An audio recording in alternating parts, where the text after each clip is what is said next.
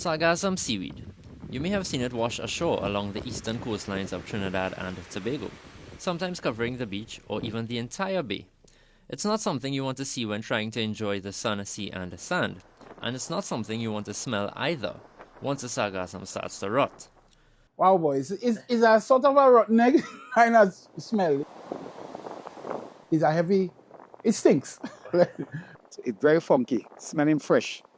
Despite the stench, authorities say it seems to have minimal impact on the tourism sector. Nobody stops coming to Tobago because of sargassum. I mean, our domestic product is not being affected too much. People know that they're being inconvenienced, but it's not a situation where we're seeing any negative fallout in terms of the number of persons coming to the island because the complaint is Tobago has sargassum. Tobago has sargassum every single year.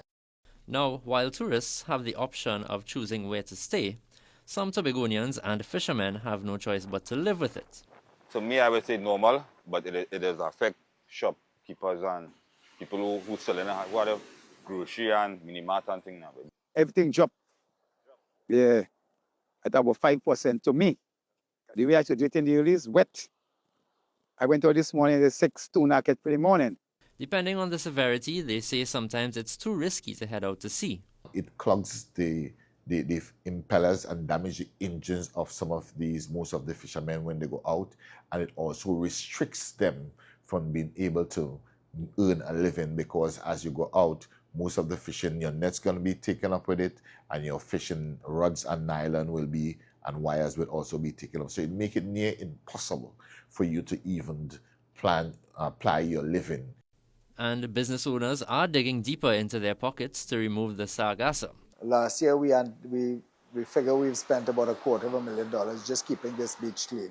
Where we would get an air-conditioned unit operating for about 4, maybe 5 years, now we're down to 2-3 years.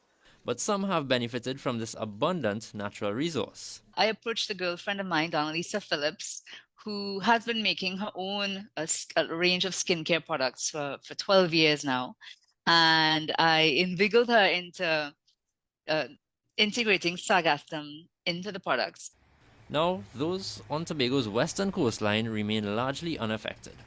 At this side of the island, where we do a lot of the recreational scuba, the sargassum tend to not get into the shallow area unless the wind changes.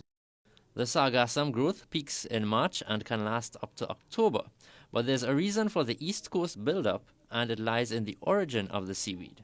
Where the sargassum was coming from, it's called the North Equatorial Regional Ring, and it's kind of midway between Africa and the South American mainland.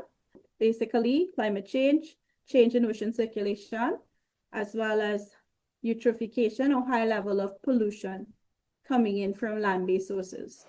Now, the sargassum seaweed is a natural part of the ocean, but the Caribbean region is learning to live with it and hopefully change the tide. This, among several other issues, will be presented at the United Nations Ocean Conference in Nice, France on June 9th to 13th this year. Jean-Marc Rampersad, CNC3 News.